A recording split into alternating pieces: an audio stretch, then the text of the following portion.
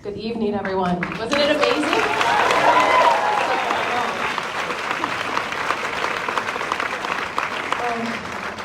So overwhelming. I saw it last night, and I'm still just aglow. So nice to have you here tonight. My name is Stacey Wilson-Hunt, and I'm going to waste no time in bringing out this incredible group of people. So please, let me welcome to the stage Laura Dern.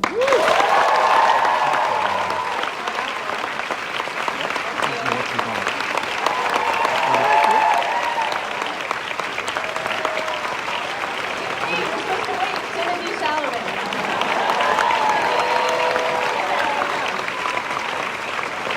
We're drinking wine backstage, you guys, so please have a seat. Have a seat. You don't have to stand there. It's too formal. Florence Pugh, come on out.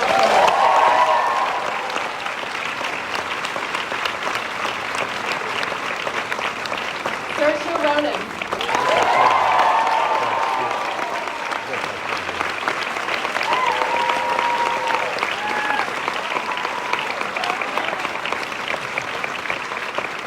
Meryl Streep.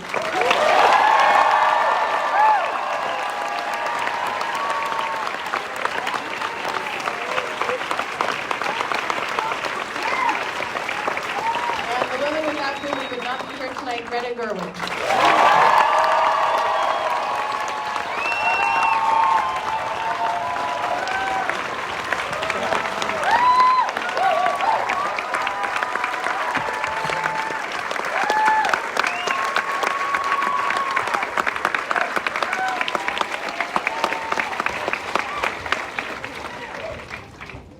That was special, wasn't it? Special welcome. So before we get started, I want to acknowledge two very obvious people we should also applaud. Emma Watson, who was so wonderful. And Eliza Scanlon. Oh, poor girl. Such a wonderful cast. Thank you all for being here. I know it's no small feat to get all of you in the same room, so truly this is wonderful. And I have to say, and I'm sure a lot of us will agree, this movie, for me, brings up a lot of feelings, not the least of which is the idea that this still feels like a revolutionary act. Seeing the story, seeing the screen inhabited by all these women, and the men are sort of on the side. They're not the focus, and we see these women just busy and enjoying each other, and there's like a guy creeping in. But it's truly extraordinary, and it's something we don't see very often, so thank you for having the bravery to tell it again. It was very, very moving. So Greta, tell me a little bit about the process, and obviously that's a small way of saying it, but you were hired to write the script first, and I'd love to know how you sold your vision to the studio to direct, because I love that Amy Pascal, who's also here tonight. Amy, where are you? I have to give you a round of applause. Amy's on the floor. She described your approach to the material as, quote, punk rock and Shakespearean, and I would love to know why you think she described it as such. Well, first of all, this is extraordinary. Thank you, and thank all of you. And I just, anyway, okay. Well, I think I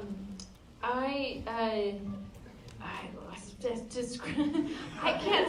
I mean, I'm not. I don't think anyone would describe me as punk rock. And it would be so arrogant to call myself Shakespeare. Amy said it. You did. It's fine. Well, what was it about? I guess. How did you pitch yourself? What was your vision? Obviously, we see you play a lot with the narrative. Sure. Flashbacks. It's not beginning with the Christmas scene as we're used to seeing with these adaptations. Tell me why you open with that scene, which, by the way, is like every pitch meeting maybe a woman in Hollywood has ever been in. The guy's saying that the woman needs to die or be married by the married end. or dead. That's how we like. But why that scene? And tell me how that informed your directing approach too. Yeah. To me, the book when I reread it as an adult, so much of it was about. It just seemed so clearly to me to be about money, and women and money, and women and art and money. And how do you make art if you don't have money? And how do you gain independence without money? And I mean, the first line of the book is, Christmas won't be Christmas without any presents. It's so dreadful being poor. And it's a theme that continues the whole way. And then I spent a lot of time learning about Louise May Alcott's life and what she did as a writer and what she did as someone who saved her family economically. and that, you know, she made these different decisions than her heroine did, and that she didn't get married and she didn't have children, but she made the very savvy economic decision to have Joe March get married and have children, because that's the thing that was going to sell.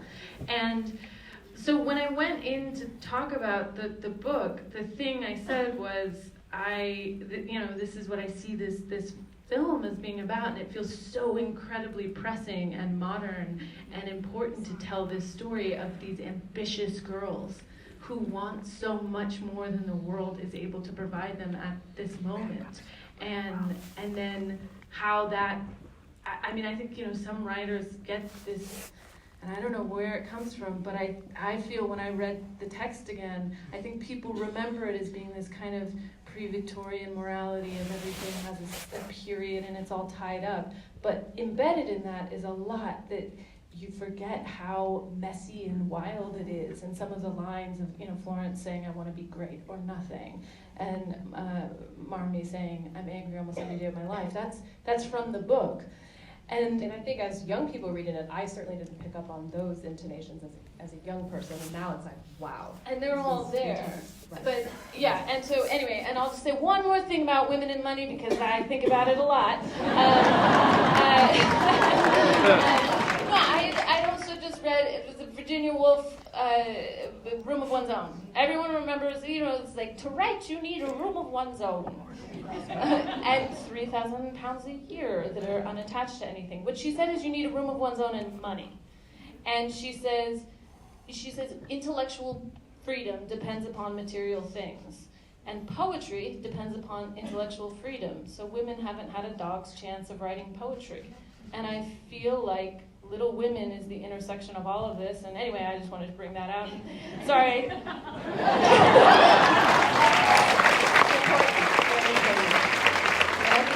Theme plays very well and important. I will say the pitch meeting went just about like that.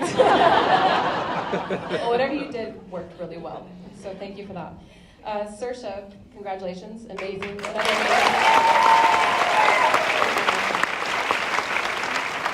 You have said that your relationship with Greta allows you to do things that you never thought you'd be able to do. And I was wondering, how did this collaboration feel different from your previous one? And how did she push you in different ways? And obviously, she was pushing herself alongside of you, taking on such a large project. I mean, tell me how it felt different from Lady Bird. I suppose the difference with this one was that we were both coming to this character for the first time. Lady Bird was such a personal thing for Greta, and I was absolutely petrified every day that I was messing it up. Not that I wasn't with Little Women, but I feel like it's a... Well, by the way, I hear a lot of actors say that they were worried every day. What worried you specifically? Because obviously you were the right person. They cast you for... What, for Lady Bird? No, for this For movie. Joe? Yeah. Just that I mess it up. And I also think like so many amazing people have played her in the past, and she is Louisa. And I think what was really wonderful for me about being involved in Greta's Little Women is that Louisa was so sort of infused in her character, and she, I think, she was like channeled through us, and we felt that in Lady Bird as well. We felt this character sort of like come through us, and the same thing started to happen with Joe.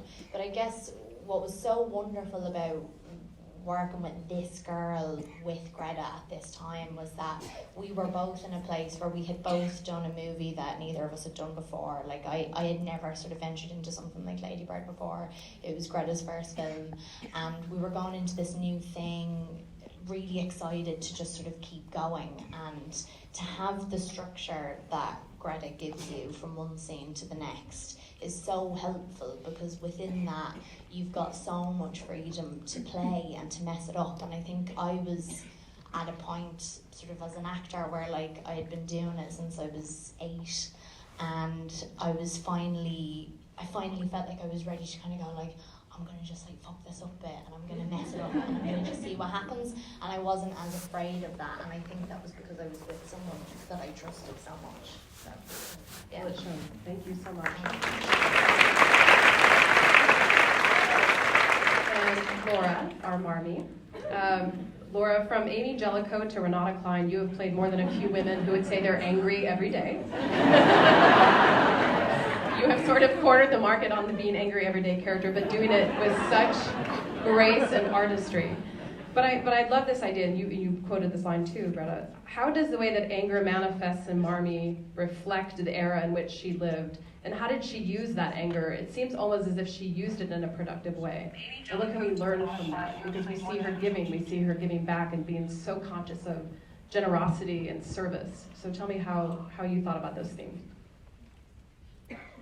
You know, thanks to Greta, it began with history. I mean, it began with the truth of allowing us to be invited into the memory of Louisa and her family. We had the privilege of filming in Concord, Massachusetts, where, you know, the memories that played out in the story that inspired Louisa's life, we were literally walking the path of their memories.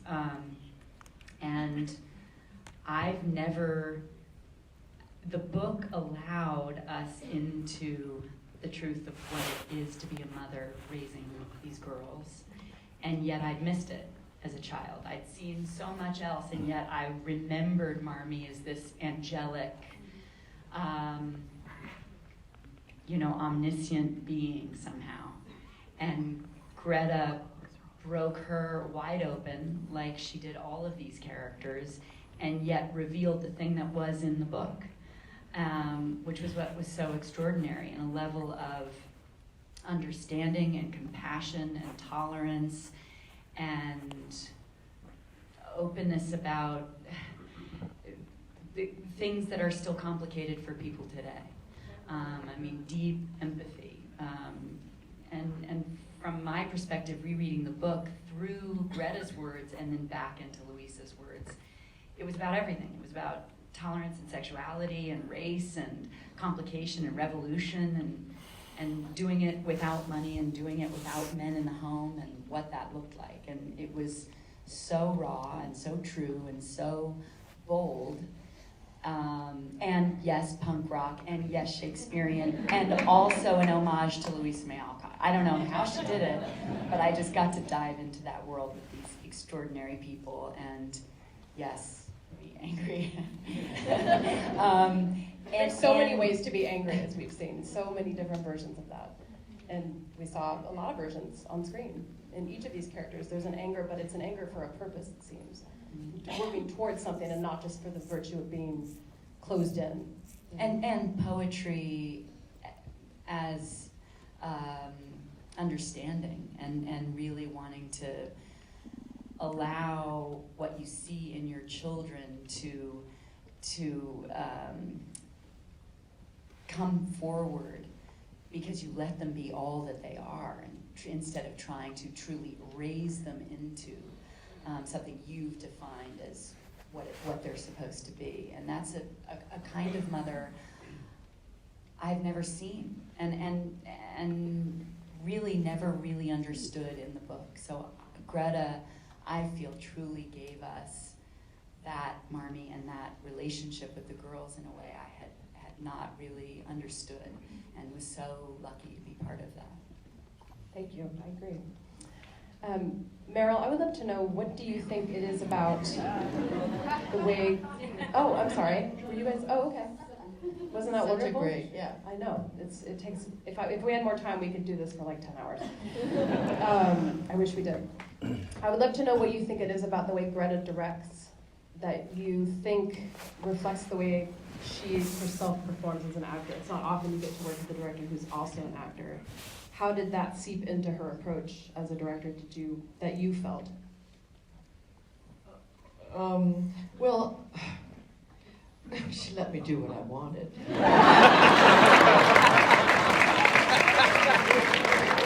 Actors love that, don't they?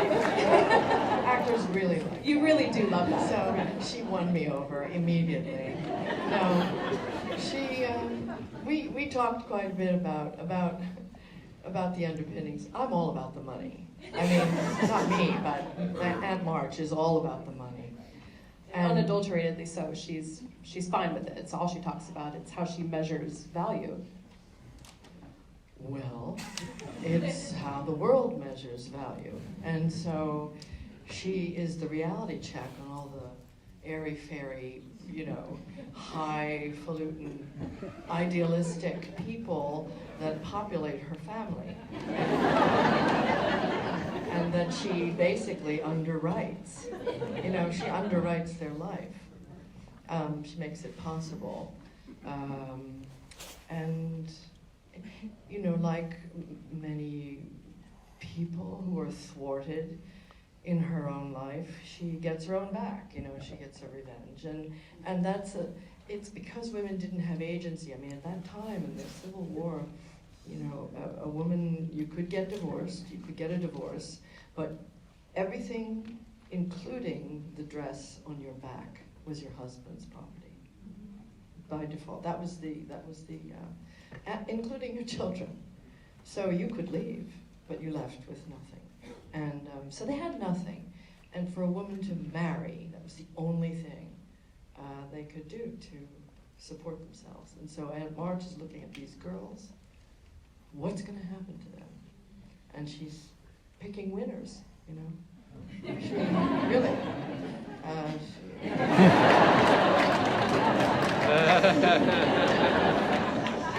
she...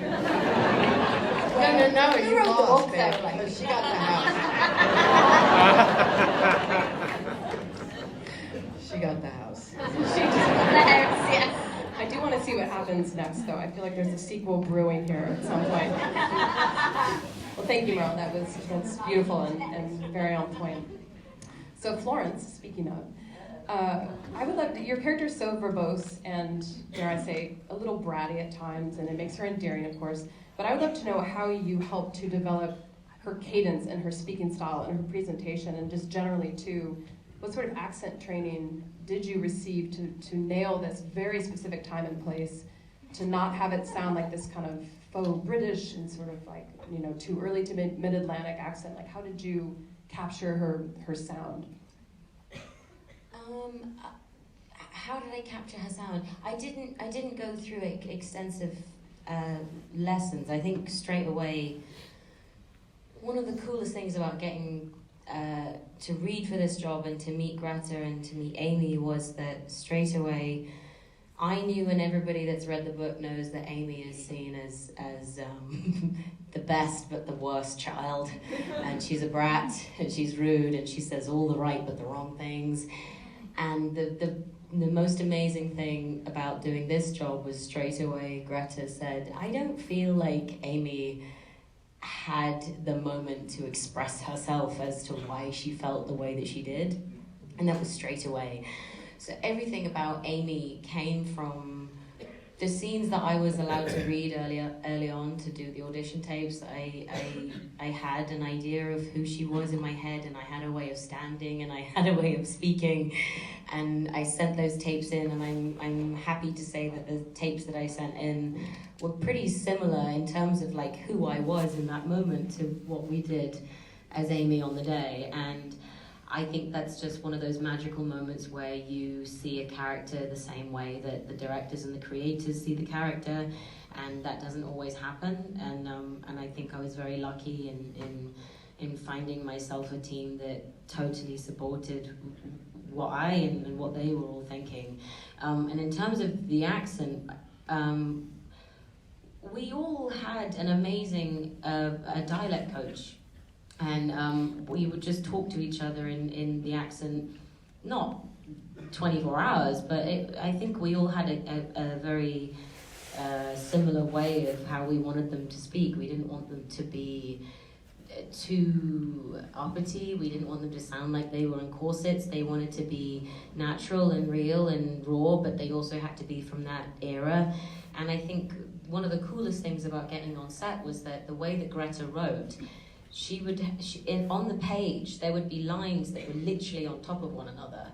And I didn't really, I thought that it was a mistake. I was like, oh, Greta, she's forgot to press the space button again. And I wasn't there during rehearsal period. And I remember Saoirse, I hadn't properly met Saoirse yet, but I'd known her and met her at events. And I remember Saoirse being like, yeah, rehearsals are pretty like intense and this is happening. I was like, why are they so intense?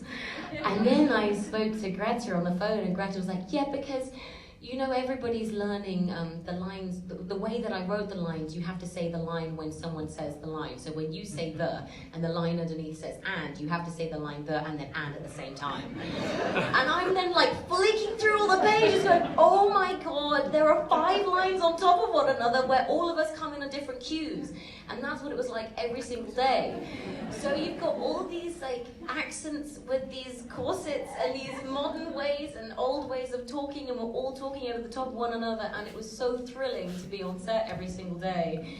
And because all of us were in it and we're all from different places in the world, somehow it worked. That usually doesn't work. But it did, and it was exciting. And Timmy yesterday said that acting on this set, well, with Saoirse, was a sport. And I will say, even though I wasn't in their scenes when he said that, on this film it was a sport to do a group scene because you had to be on it, you had to have your caffeine in you, and you had to be ready because if you missed your line on the word and, Greta was gonna come towards you and tell you very quickly.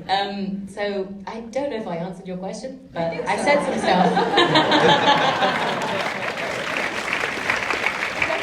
You're very entertaining. Oh, that's all that Thank you. So Timothy, hello, how are you?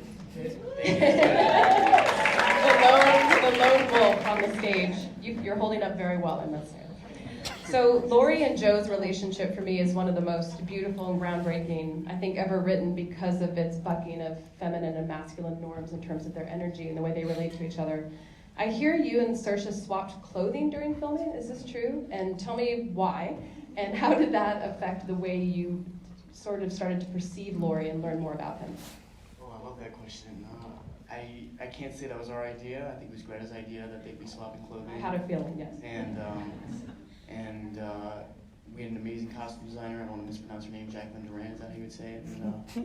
And that's the only experience I've ever had in a movie where I'd get to my trailer and I'd have maybe 3 clothing options hanging. She would kind of let us mismatch and try to find it. And if it didn't work, you know, there's an Easter egg of a scene in the movie where there's some sort of accoutrement happening on my wrist that's there half the scene and then it'll disappear. Because Greta came over to me and said, what the hell's on your wrist? So, You were accessorizing too much? Well, I know, yeah, I was like, me and Jacqueline were kind of like, you think we can sneak this in? But then Greta caught it, and it was fucked up, it was scary. Was it an eye watch? What was it? Something You'll modern? see. No. Okay, I guess we'll have to watch it again. Yeah. But tell me what you learned more about Laurie that maybe you hadn't seen in previous iterations or from the book, and maybe a way, and again, using the word opened up this character in a new way for you. I don't know, this isn't a dodge when I say it's the things I learned were an absence of, and not so much that we're conscious, or that's what I love about this character is there isn't the formulation of being a modern man. There isn't a formulation, it just is. And when you're young, you kind of figure out your personality. It's like people are your mirrors, and you see yourself in the mirrors, and I think Laurie is giving these girls as much mirror as they're giving him, and an ability to figure himself out, and absent whatever our modern norms of toxic masculinity and stuff like that would be. Yeah. Thank you. Well said. Greta, I would love for you to tell us who Judith Margaret Cameron is, and I would love to know the role that she played in her work in informing the look of these characters in their hair and their costumes. Julia Margaret. Oh, excuse me, yes. Yes, exactly. sorry, no. Well, I'm so glad you asked. She is a photographer who took these incredible photographs of mainly women in the 1860s in London, and she, or outside of in England, but they're the most extraordinary photographs. And when I was working with Jacqueline Duran, she brought all of these photographs out, and you can't believe it. They all look like they were taken yesterday. They just look like girls. Their hair's messy. They have kind of annoyed expressions sometimes. They're not necessarily paying attention. And there was something about the immediacy of these women that she captured. And I always think it's interesting. I often find in art forms, before they become official, you'll find women in them, and then as soon as they become official, the men are like, hang on, we've got it from here, thank you. But it's true. But so, no one was really treating photography as an art form, but she was. And there's another woman, Lady Harwerton, who was also treating it as an art form, using light in the way that, photographers now use light, not just using it as a piece of, like a scientific documentation, but anyway, art. And so that kind of, we wanted that feeling of her girls, her messy hair, her skin that you can feel. That was a big inspiration. But so much of the movie is, nerdily footnotable. Like there's a hat that Jo wears when she's gonna go to the theater, but then when she comes in with her haircut, and that's a reproduction of a hat that was in a Winslow Homer painting, which I loved, that Jacqueline recreated. Or there's a scene when they're all on the beach. There's a Winslow Homer painting on Massachusetts on the beach, the Eagle Head, and it's this, and you can't believe it. You see, there's a girl like wringing out her dress and a dog, and it feels like, oh, right, these were modern people. And I think paintings really helped to capture that. And I just, it was such a pleasure with Jacqueline Duran and Jess Goncher, who did the production design, to really delve into the research and then bring everyone into it. And yeah, I mean, I feel like it was something that I was able to show during the rehearsal period and talk about just them as people. I mean, they were no different, and so much. I didn't want the actors to feel like they had to be nailed to the floor, and I didn't want any of the costumes to feel that way, or the lighting. I wanted it to feel totally accurate, but also completely light on its feet. I love that. And it's so funny you say that, because it doesn't feel stiff. It feels very lived in and very homey. I kept wanting to live in that house. Was I the only person who thought, I wish I could just move in? Me too. It's so cozy it was and so homey. hard to be the director, because you can't really be part of it. You can't warm your feet by the fire while you're doing I had to stand away, and then I suddenly realized, like, you have to leave and we have to shoot. And we need you to step out and pray, yes.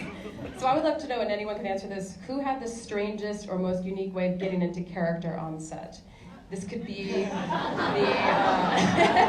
a ritual, perhaps some music you listen to, jumping jacks, eating something strange, whatever comes to mind. Well, I will say, She ate Wendy's one day. I was there. Yeah, I you're did an telling the interview story. recently, and they thought I was in it, and they were like, so what about the Wendy's that Meryl ordered? So you did that. I was saving money.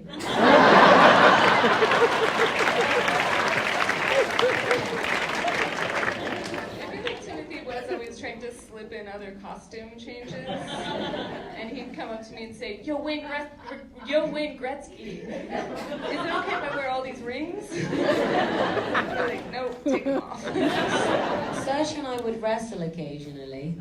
Yeah, we hate each other A lot. Yeah. The scene where she's burned the story and we It have to was wrestle. like one of the last weeks of shooting, and it was the scene where we had to wrestle. And Saoirse and I had been really excited about doing this scene because Just like we'd been wanting to fight for a really long time in a loving way. And then just before it started, I went up to her and I was like, Saoirse, hit me. And she was like, what? And I was like, hit me in the face. and she was like, make it hard. And we went and double checked with the camera guys. We were like, are you framing up for this? Yeah, because she's gonna hit me in the face. And we did it. She hit me. It was like, great. oh no, you're welling. It's okay, it felt great. We both kind of looked about. It was great. A lot of eating. Everyone ate a We lot. ate, we ate more than we should have done. We ate a lot of ice cream. And what They were had you a lot of eating? food. It was really Didn't tasty. they? Yeah, what was Crafty preparing for you on You know set? that big scene when they come back and the Lawrences have given them like every time I look over, Florence and Saoirse would both have a ball of ice cream that they were shoving into their mouth. Yes, and We ate a lot of popcorn. Yeah. I would say it was a very emotional, beautiful set, but it was like, but Laura really held us together. Like literally, Laura held us together. Everyone turned to her. Everyone. Is that a lot of responsibility, Laura? I was just pretending to play the part. I don't think they realized they were holding me together, but it was very beautiful. And then if there was the peak moment of method was everyone got strep throat, which is the precursor to scarlet fever. Oh. And you were able to avoid that on set. Yes. Well, yep. That's very much getting into character, so well done. The other thing is that you were pregnant, and none of us knew it. I did. No, I dreamt it. I dreamt it. And Greta thought that I knew, and I had caught her out on set, and I didn't know I'd actually dreamt it. I know. The last day I was in your trailer, and I was like, do you think Greta might be pregnant? Because she's wearing like 7 layers of clothes every single day. I know, and it was cold, but it wasn't that cold. It was. And then you told me. She kept it a secret. Is that a hard layer to add to your already busy job? She wrote it. She made a human. And she made a baby.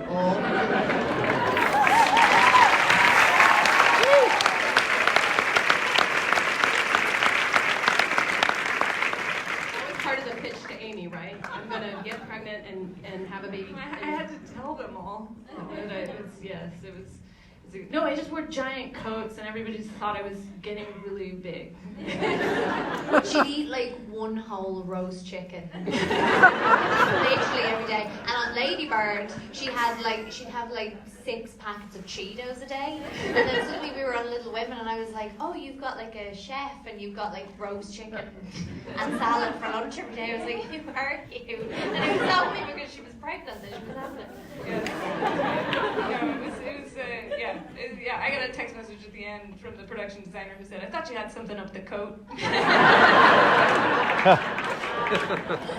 Well, Louise May would be even more impressed, so well done. That is true. So we don't have a ton of time, but I do want to close with one question and posing it to everyone. It's interesting to me, there are around 40 movies contending for Best Picture this year, give or take.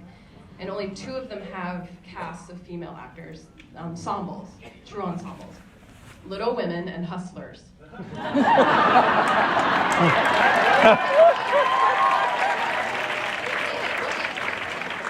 of course, centers on New York strippers who drug their male clients to steal their money. And the other is about transcendentalist era women who dream of living in a world where they are equal to men. Same. In all seriousness, what does it mean to see these 2 movies exist at the same time? What does it tell us about how far we've come, and also how much more work we have to do on this front? Because I find it a little distressing that these are our 2 options. That's a great movie, by the way, super fun, but there could be like a in-between story there. Maybe, I don't know.